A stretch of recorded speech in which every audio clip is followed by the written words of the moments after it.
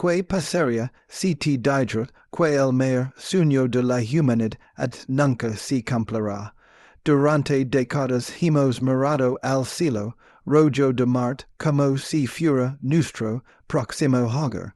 Cohets más rápidos, tecnología más avanzada, millones invertidos, pero y si el universo tuviera otras reglas. Y si las leyes de la física, las mismas que gobiernan las estrellas, el espacio, tiempo y cada átomo de tu cuerpo, hicieran que llegar a Marte no sea imposible por falta de tecnología, sino por la naturaleza misma de la realidad. Hoy no vamos a hablar de ciencia ficción, vamos a hablar de física, de límites cósmicos, y de una pregunta inquietante. ¿Está la humanidad destinada a quedarse en la Tierra para siempre? Marte siempre ha sido más que un planeta. Es una idea, un reflejo rojo suspendido en la oscuridad, que pes suzeranos que no estamos hechos para quedarnos quietos. Desde que el ser humano levantó la mirada hacia el cielo nocturno, es pequeño, yo punto regizo no fu solo una luz distante, fu una promesa. Una promesa de que hay algo más allá de nuestros límites, algo que nos espera, algo que justifica nuestra inquietud permanente. Pero cuando hablamos de ir a Marte, en realidad no estamos hablando solo de viajar millones de kilómetros a través del vacío. Estamos hablando de nuestra obsesión con el progreso infinito, de la creencia casi religiosa de que cada problema tiene una solución tecnológica, de que cada frontera está destinada a caer, de que el universo es un desafío diseñado para ser conquistado. Marte se convirtió en el símbolo máximo de esa narrativa, el siguiente paso lógico, después de cruzar océanos, después de volar por los cielos, después de pisar la luna, percha inevitable que el planeta rojo fuera simplemente la siguiente casilla en nuestra expansión cósmica. Una línea más en la historia del triunfo humano, pero de tanto momento, porque necesitamos que sea inevitable. Hay algo profundamente emocional en nuestra relación con Marte. No lo vimos como una roca fría bañada en radiación. Lo vimos como una segunda oportunidad, un nuevo comienzo, una página en blanco donde la humanidad podría corregir los errores cometidos aquí. Don las guerras, el colapso climático, la desigualdad y la fragilidad de nuestra civilización podrían quedar atrás, enterrados bajo el polvo rojo. Marte no es solo exploración, es esperanza disfrazada de ingeniería, es la fantasía de que podemos escapar de las consecuencias, de que si la Tierra se vuelve demasiado pequeña, demasiado dañada o demasiado caótica, siempre habrá otro lugar esperando, como si el universo funcionara como un seguro de respaldo, pero esa idea revela algo más profundo sobre nosotros. Somos una especie incómoda con sus propios límites. Nos cuesta aceptar que hay fronteras que no fueron diseñadas para ser cruzadas. Nos incomoda la noción de que quizás no todo está destinado a ser alcanzado. Entonces proyectamos nuestra ansiedad hacia el cielo, y la convertimos en cohets, en planes de colonización, en ciudades imaginarias bajo cúpulas transparentes. La palabra colonizar suena poderosa, evoca expansión, dominio, supervivencia, pero también encierra una pregunta silenciosa. ¿Estamos explorando o estamos yendo? Yo del deterioro ambiental, yo de nuestra incapacidad para vivir en equilibrio, Hio de la fragilidad biologica, que nos recuerda que dependimos de una atmósfera precisa, de una temperatura exacta, de un campo magnético protector. Marte representa la ilusión de independencia absoluta. La idea de que podemos levar nuestra burbuja tecnológica, a cualquier parte y replicar la comodidad terrestre en un entorno que jamás fue diseñado para nosotros. Pero incluso antes de hablar de física, de combustible o de radiación, hay una verdad psicológica que rara vez enfrentamos. El sueño marciano está cargado de romanticismo. Imaginemos atardeceres azules en un horizonte rojo. Imaginemos los primeros pasos sobre un suelo alienígena como una escena cinematográfica. Imaginemos generations futuras lamando hogar un planeta que hoy nos parece distante y hostil, y en esa imaginación hay algo profundamente humano. La necesidad de trascender, de dejar una marca que sobreviva al tiempo, de expandir la historia más allá de los límites de nuestro mundo natal. Pero el universo no funciona según nuestras narrativas emocionales, no se conmueve por nuestros sueños, no se adapta a nuestras aspiraciones, no negocia con nuestro deseo de grandeza. Marte no sabe que lo estamos observando, no sabe que lo hemos convertido en símbolo, no sabe que millones proyectan sobre él sus miedos y esperanzas. Y quizás ahí comienza la tensión más profunda, porque el sueño de Marte no trata solo de ciencia, trata de identidad. ¿Quiénes somos si dejamos de expandirnos? ¿Qué significa ser humano si aceptamos que hay destinos que no nos pertenecen? Nuestra historia está escrita como una sucesión de conquistas, de territorios desconocidos que eventualmente se vuelven familiares. Si esa narrativa se rompe, si descubrimos que hay un límite definitivo, algo cambia en nuestra autopercepción. Tal vez por eso el planeta rojo nos seduce tanto, nos permite mantener viva la idea de que no hay techo, de que el futuro siempre es más grande que el presente, de que estamos destinados a algo más que sobrevivir en un pequeño punto azul suspendido en la vastidad. Pero aquí surge una pregunta incómoda. ¿Y si el verdadero desafío no es abandonar la Tierra, sino comprenderla? ¿Y si el impulso de ir a Marte revela menos sobre el cosmos, y más sobre nuestra dificultad para aceptar la responsabilidad de nuestro propio mundo? Mirar hacia Marte es más fácil que mirar hacia adentro, es más emocionante dicen, cohits que redicen, sistemas sociales. Es más inspirador hablar de ciudades marcianas que resolver crisis terrestres. El planeta rojo se convierte entonces en un espejo que refleja nuestra grandeza y nuestra evasión al mismo tiempo.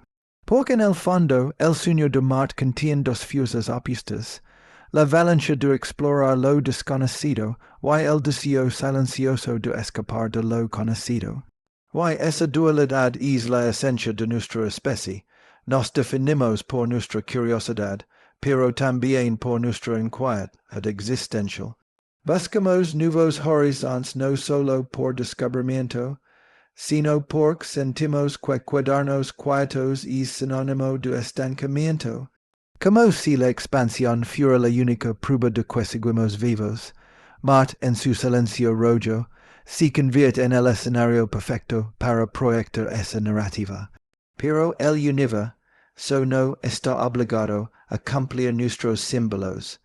Puede ofrecernos maravillas inimaginables, y al mismo tiempo recordarnos que no todo está al alcance de nuestra voluntad. Puede permitirnos soñar y, simultáneamente, confrontarnos con límites que no son negociables. Tal vez el mayor misterio no es si podemos llegar a Marte, sino porque necessitamos tanto creer, que debimos hacerlo. Porque en esa necesidad hay algo profundamente revelador, algo que habla de nuestra relación con el tiempo, con la muerte, con la fragilidad. Marte no es solo un viaje espacial. Es un intento de extender nuestra historia más allá de la vulnerabilidad de un solo planeta. Es una declaración contra la finitud, y sin embargo, cuanto más miramos es punto rojo en el cielo, más evidenciable que el sueño no trata solo de kilómetros ni de motos, trata de significado, trata de la eterna tensión entre lo que decimos ser y lo que el universo permite que seamos. Marte brilla como una promesa, pero quizás esa promesa dice más sobre nosotros que sobre él. El espacio no es un océano romántico lleno de estrellas brillantes y silencios políticos. Es una región brutal, indiferente, diseñada por leyes que no negocian con la biología humana. Cuando imaginamos el viaje hacia Marte, solemos pensar en el lanzamiento, en la emoción del despegue, en la estética futurista de una nave cruzando el vacío. Pero el vacío no es un escenario, es un enemigo. Entre la tierra y Marte no hay caminos, no hay estaciones de descanso, no hay refugios naturales, solo una extensión casi infinita de radiación, frío extremo y aislamiento absoluto. Un entorno donde cada segundo fuera de protección significa muerte instantánea. La radiación cósmica no es una amenaza abstracta. Son partículas de alta energía viajando casi a la velocidad de la luz, atravesando materia, penetrando tejidos, alterando ADN. En la Tierra estamos protegidos por un campo magnético poderoso y una atmósfera espesa que actúan como escudo invisible. En el espacio profundo, es escudo desaparece. El cuerpo humano queda expuesto a un bombardeo constante que no se siente, no se escucha, pero lentamente transforma la estructura íntima de nuestras células. No es una explosión dramática, es un desgaste silencioso. Durante meses de viaje, la radiación acumula daño microscópico. Mutaciones, riesgo elevado de cáncer, deterioro neurológico, la física no grita, sus efectos se manifiestan con paciencia implacable. El cosmos no necesita violencia espectacular para recordarnos que no pertenecemos a él. Luego está el vacío. El vacío no es simplemente nada, es la ausencia total de presión. Nuestro cuerpo está adaptado a una presión atmosférica precisa. Cada órgano, cada intercambio químico, cada respiración depende de equilibrio. En el espacio, sin protección, los fluidos corporales comienzan a hervir no por calor, sino por falta de presión. La sangre no circula igual, el oxígeno no se distribuye como debería, la vida, tal como la conocemos, se desintegra en segundos. Por eso dependemos completamente de tecnología, trajes cápsulas, sistemas cerrados que imitan artificialmente las condiciones terrestres. Pero cada sistema artificial introduce vulnerabilidad, cada tornillo, cada circuito, cada celo hermético se convierte en una línea frágil entre la vida y la nada. En la Tierra, si algo falla, el entorno sigue siendo habitable. En el espacio, un pequeño error puede ser irreversible. Y luego está el tiempo. Viajar a Marte no es un trayecto corto. Dependiendo de la posición orbital, el viaje puede durar alrededor de 7 a 9 meses en un solo sentido. Meses encerrados en un volumen reducido, viendo el mismo interior metálico, respirando aire reciclado, sabiendo que millones de kilómetros te separan de cualquier ayuda inmediata. El aislamiento no es solo físico, es psicológico. lament humana evolutiono en tribus, en contacto constante, bajo silos abiertos, con ciclos naturals de dia, why not? En una nave interplanetaria, el horizonte desapers, el cielo es una pantalla negra salpicada de puntos legionos. La noción de arriba y abajo si vulve relativa, el cuerpo pierde referencia gravitacional, el cerebro privado de estímulos familiares comienza a cambiar. La microgravedad altera músculos y huesos, sin la resistencia constante de la gravedad terrestre, el cuerpo empieza a debilitarse. La densidad ósea disminuye, los músculos se atrofian, incluso con ejercicio diario intensivo, el organismo entiende que ya no necesita sostenerse como antes. Se adapta, pero esa adaptación no es conveniente para regresar a un planeta con gravedad. Y hay surge otra paradoja. El cuerpo humano está calibrado para la Tierra. Cada sistema fisiológico fue moldado por millones de años bajo condiciones específicas. Cambiar es entorno no es simplemente trasladarse, es desafiar la arquitectura misma de nuestra biología. Además, el espacio no ofrece redundancia natural. En la Tierra, si falta agua en un lugar, existe en otro. Si el clima cambia, hay ecosistemas diversos. En una nave rumbo a Marte, todo recurso es finito y cuidadosamente calculado. Agua reciclada, oxígeno producido artificialmente, alimentos almacenados o cultivados en sistemas cerrados. Cualquier error en esos ciclos cerrados puede convertirse en una crisis existencial. No hay margen para improvisación cuando cada molécula cuenta. Y mientras tanto, la comunicación con la Tierra se vuelve cada vez más lenta. Los señales de radio pueden tardar entre varios minutos y más de 20 minutos en viajar en una sola dirección, dependiendo de la distancia. No existe conversación en tiempo real. Cada mensaje enviado es una cápsula de voz flotando en el vacío, esperando respuesta con un retraso inevitable.